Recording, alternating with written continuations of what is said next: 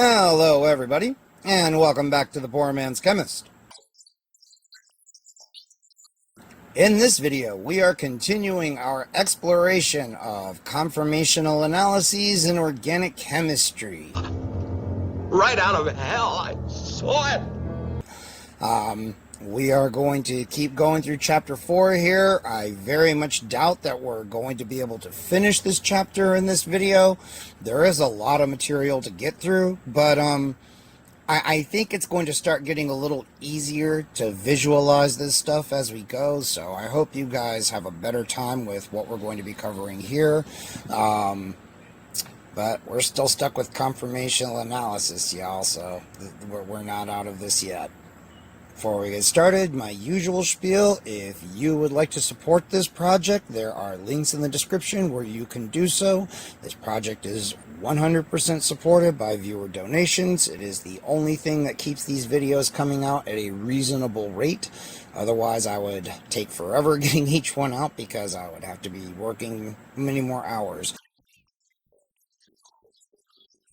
If you are enjoying this series, make sure that you thank the donors in the comments section because they're the ones that are making all of this possible. So, let's get started. We're going to pick up right where we left off in section 4.9a with something that I'm not happy with. The textbook makes a statement that I guess it's technically true, but I'm not happy about it.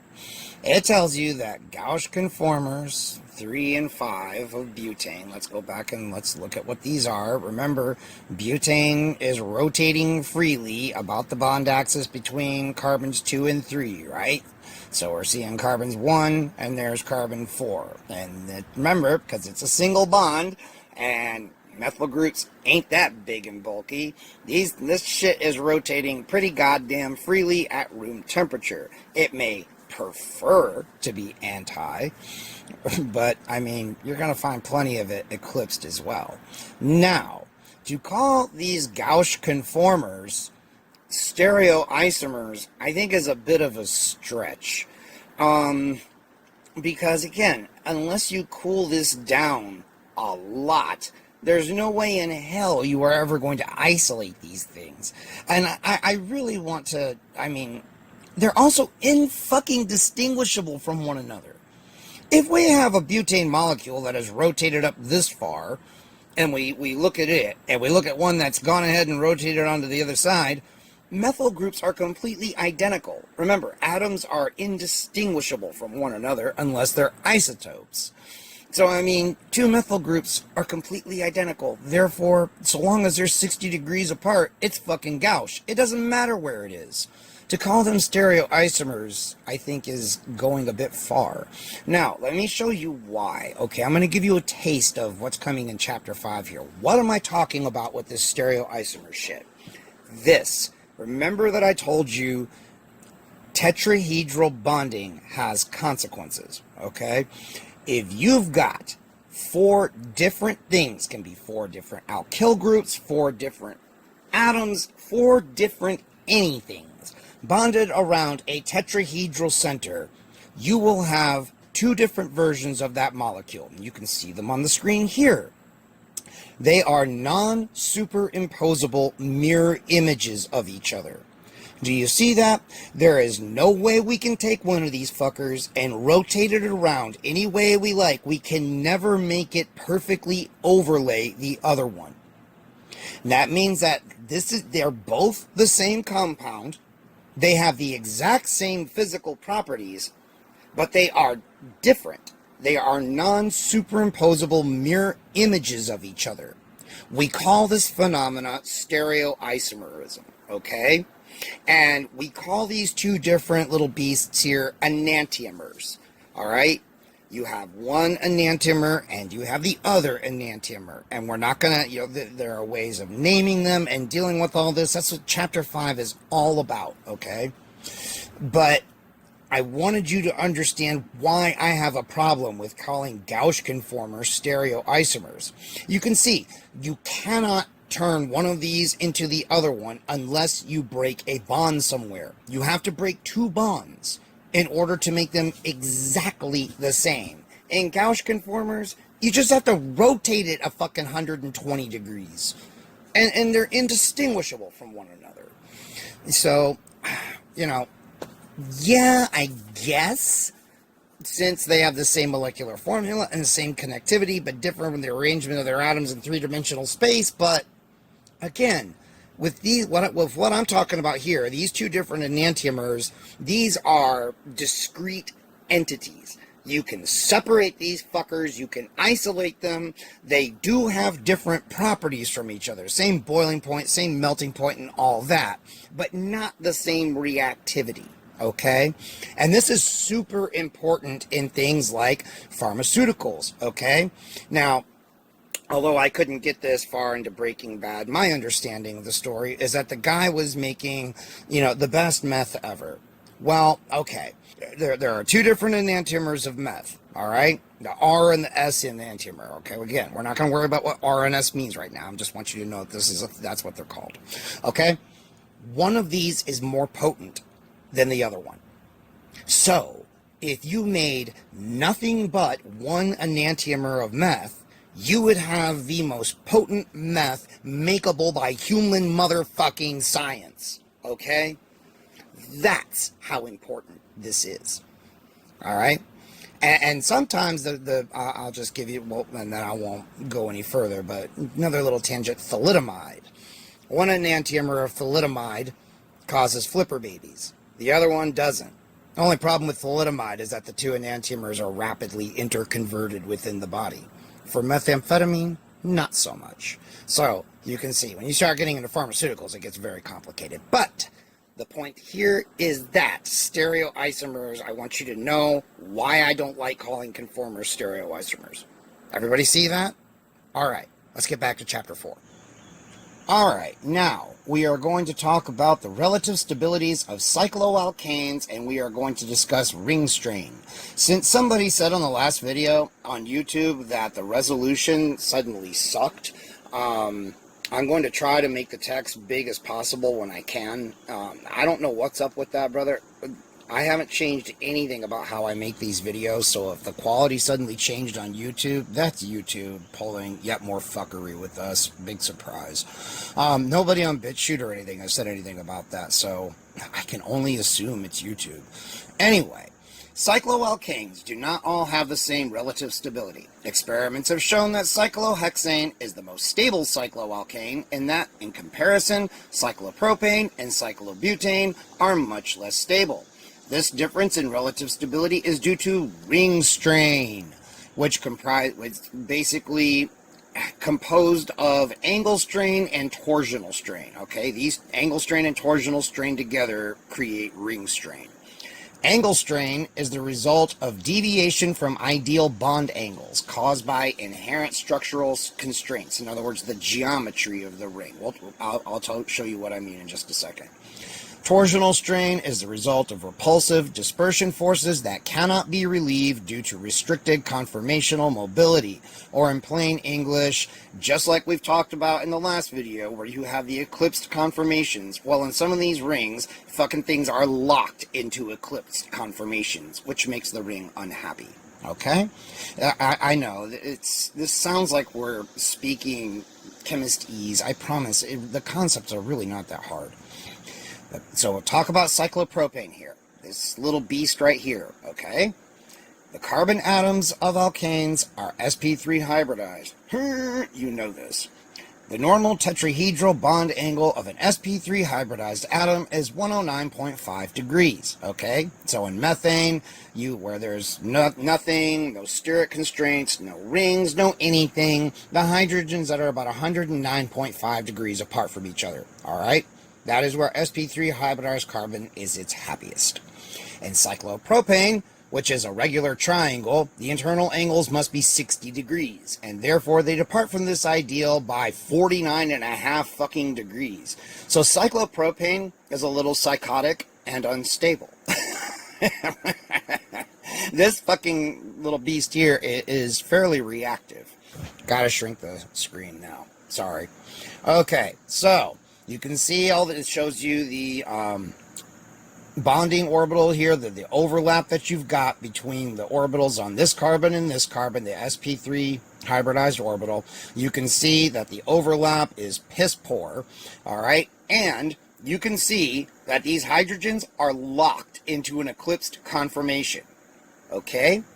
So angle strain exists in a cyclopropane ring because the sp3 orbitals comprising the carbon-carbon sigma bonds cannot overlap as effectively as they do in alkanes where perfect end-on overlap is possible. All right, they mean just like straight chain or branched alkanes. Alkanes that aren't locked into tiny rings like this. The carbon-carbon bonds of cyclopropane are often described as being bent. See, I told you it was fucking psychotic. Orbital overlap is less effective. The orbitals used for the bonds are not purely sp3. They contain a little more p character. They're not sp2s, but it's bent so much that it's literally bent it out of being pure sp3. I mean, it can be stable in compounds just fine. It's just very reactive because there's a lot of strain. The carbon-carbon bonds of cyclopropane are weaker, and as a result, the molecule has greater potential energy.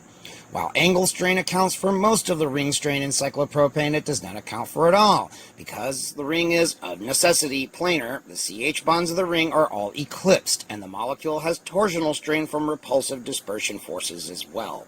Okay? Does everybody understand that? Just the simple fact that you've locked it into this little ring. And in fact, for a while, when organic chemistry was getting off the ground, people weren't even sure you could make this little beast, and we're going to talk about a prep for cyclopropanes later on in the course. So, you will have the power to make this little beast. Isn't that nice? Usually you find it as a substituent on some other organic molecule.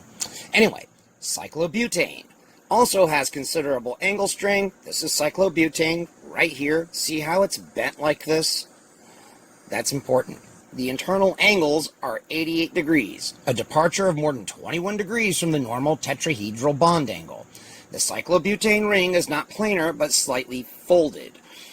If the cyclobutane ring were planar, the angle strain would be somewhat less. The internal angles would be 90 instead of 88, but the torsional strain from all these fuckers being eclipsed would be considerably larger, because all 8 CH bonds would be eclipsed. I just fucking said that, textbook. And remember, too, this is an important point. Remember, like from the last video where we were talking about, it's the hydrogen atoms pushing apart, but more, it's the bonding electron pairs that are pushing each other apart, all right? Okay. By folding or bending slightly, the cyclobutane ring relieves more of its torsional strain than it gains in the slight increase in its angle strain. So in other words, by folding like this, it finds it a nice happy medium where it can be as stable as possible. All right? And here we've got cyclopropane. Yeah, smart guy. I'm sorry. And here we've got cyclopentane, okay? If you take biochemistry, you too will learn about the conformers of cyclopentane. But anyway, yeah, if you take biochem, be prepared to see this again. Now, let's talk about cyclopentane. The internal angles of a regular pentagon are 108 degrees, a value very close to the normal tetrahedral bond angles of 109.5. Therefore, if cyclopentane molecules were planar, they would have very little angle strain. Planarity, however, would introduce considerable torsional strain because all 10 CH bonds would be eclipsed. Consequently, like cyclobutane, cyclopentane assumes a slightly bent conformation in which one or two of the atoms of the ring are out of the plane with the others. Okay? This is really, so you'll have where it's mostly planar, and then see this, you have it bent right here. I want to say in biochem we call this like the envelope. Like you see it, you know, there's where you put your letter, and this is the part that folds down. I swear to God, that's popping into my head. But anyway, it's the important thing to note is that it's not planar, it's bent like this, okay? This has huge consequences, all right? Remember, your DNA is being held together on a backbone of ribose sugars connected by phosphodiester bonds. And what are ribose sugars? Oh yeah, they're 5-membered fucking rings that are slightly bent like this. So, I mean, you know, the fact that you are living now to hear this, Yeah, you can thank the fucking cyclopentane ring, okay? All right, so anyway, I think that covers it pretty well. So cyclopentane is almost as stable as cyclohexane. Now, cyclohexane, the chair and the boat. Everybody remembers the first time they see the chair and the boat. I hope this is special for you too. Alright, so we've already established that cyclohexane is the most stable cycloalkane out there, where everything lines up perfectly, okay? Now, there are a couple of different conformations of cyclohexane that you need to know about. The most important one is the chair conformation. The chair is against the wall. See it? See how it's kind of a chair? Like if you're laying back, you know, you got your head here and your feet are down here. See? It looks like the most uncomfortable chair, you know, known to humankind, but nonetheless, that's what they call it, alright? There is no angle or torsional strain in the chair form of cyclohexane. So when cyclohexane is in the chair conformation, everything is happy, all is right with the world.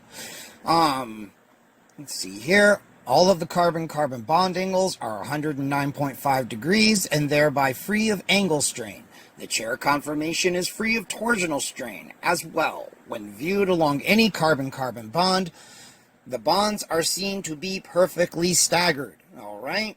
I imagine there's some hyperconjugation going on there as well that's helping to stabilize things even more, although the textbook doesn't say that, and I don't have any literature that says that, but if it was going on in ethane, we probably have that happening here too, in the chair conformation where everything is staggered, and the sigma bonding orbitals bump right up against the anti-bonding orbitals from adjacent bonds. Anyway, we talked about that in the last video. I don't want to spend too much time on that now. Moreover, the hydrogen atoms at opposite corners of the cyclohexane ring are maximally separated. They're talking about this dude here and this dude here. Notice how they are as far apart as they can possibly be when cyclohexane is in the chair conformation. Alright? Now, by partial rotations around carbon-carbon single bonds of the ring, the chair conformation can assume another shape called the boat conformation. The boat conformation has no angle strain, but it does have torsional strain. It's talking now, the reason that this happens, this is the boat.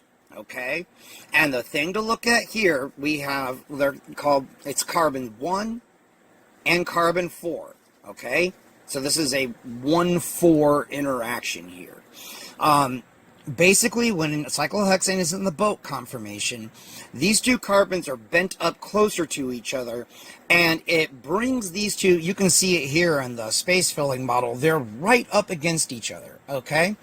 And these are called flagpole interactions. I guess because it's sticking up like flagpoles. Now, that makes no goddamn sense to me whatsoever, okay? Are these magnetized flagpoles? I mean, aside from it looking stupid and the flags partially covering up each other maybe, what is it about leaning two flagpoles towards each other like this that is bad? I mean, what repulsion is going to exist between two fucking flagpoles? This is stupid. So on this channel, instead of calling them flagpole interactions, we're going to call these 1-4 non-homo schlong interactions. Okay? Because this metaphor makes a fuck ton more sense. Alright? So, when we have the boat conformation here, we have our two non-homo schlongs brought as close together as they can fucking get. There is a shit ton of, as they become closer and closer together, the repulsive force between them, keeps going up. And, these are two non-homo schlongs. They do not want to be near each other. When it's in the boat conformation, these are two guys that are lost out in the wilderness and they're freezing to death. And so they have to, strip down and get in the same sleeping bag together. They've both solemnly vowed that they will never, ever speak of this if they actually survive this experience. Okay? But neither of them is very happy about having to do this. Whereas when things are in the chair conformation, we've got as much separation between these two as it's possible to have. Both these dudes are off at the titty par where schlong interactions are basically not going to be a thing and everybody's happy. Get that? I think my metaphor is a fuck ton better than theirs. They're flagpoles. Fuck that, man. No. This is a non-homo schlong interaction right here. And now, you know what, though? You know what? You might object. You might say, oh, that's too vulgar. But you want to know what you won't ever do now? Is forget this. You will remember for the rest of your life that the chair conformation of cyclohexane is more stable because there are no non-homo schlong interactions going on like in the boat conformation. You're welcome. Get out of my mind! This is why I do this shit, because it works, okay? Now, these aren't the only conformations. You can see we've got other conformations that it can assume, okay? Here's our boat conformation, or twist boat, all right? The dudes are like, okay, no, this is just too weird. Like, one of them, now turn 90 degrees, okay? It'll warm up in this sleeping bag. We'll be fine, but we ain't got to be, like, facing each other and right up against each other, okay? So it can twist a little bit so that, these two guys are not quite as, bumping right up against each other, And then in the half chair, things are extraordinarily unhappy because one dude turned all the way around and now some dude schlong is lining up with the other dude's butt, and that's awkward. So they're not very happy about that at all. And again, they would much rather be at the titty bar where they can be as far apart as possible. Again, you will now never forget this shit. And every time you see a cyclohexane ring, you will think about this. I'm programming your brain.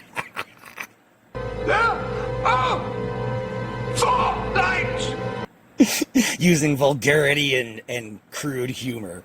But it works. It fucking works. Now, let's see what the boring old textbook has to say. I already told you that this our non-homo schlong interaction is happening because of repulsive van der Waals forces. You already know all about this, okay? That's what torsional strain is. Steric hindrance, repulsive van der Waals interactions, okay? Although it is more stable, the chair conformation is much more rigid than the boat conformation. The boat conformation is quite flexible because those dudes are just going to keep trying to find a different way that they can turn that. It makes it less weird. By flexing to a new form, the twist conformation, the boat conformation can relieve some of its torsional strain and, at the same time, reduce the non-homo schlong interactions. The twist boat conformation of cyclohexane has a lower energy than the pure boat conformation, but it is not as stable as the chair conformation. The stability gained by flexing is insufficient, however, to cause the twist conformation to be more stable than the chair, because, of course, they want to be at the titty bar. The chair conformation is estimated to be lower in energy than the twist conformation by approximately 23 kilojoules per mole. And now we're starting to see, it's getting on up there now. The energy barriers between the chair, boat, and twist conformations of cyclohexane are low enough to make separation of the conformers impossible at room temperature. At room temperature, the thermal energies of the molecules are great enough to cause approximately 1 million interconversions to occur each second.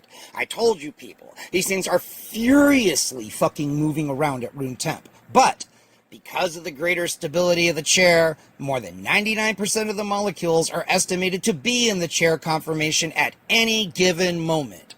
So 99% of those cyclohexane molecules at any given moment are at the titty bar.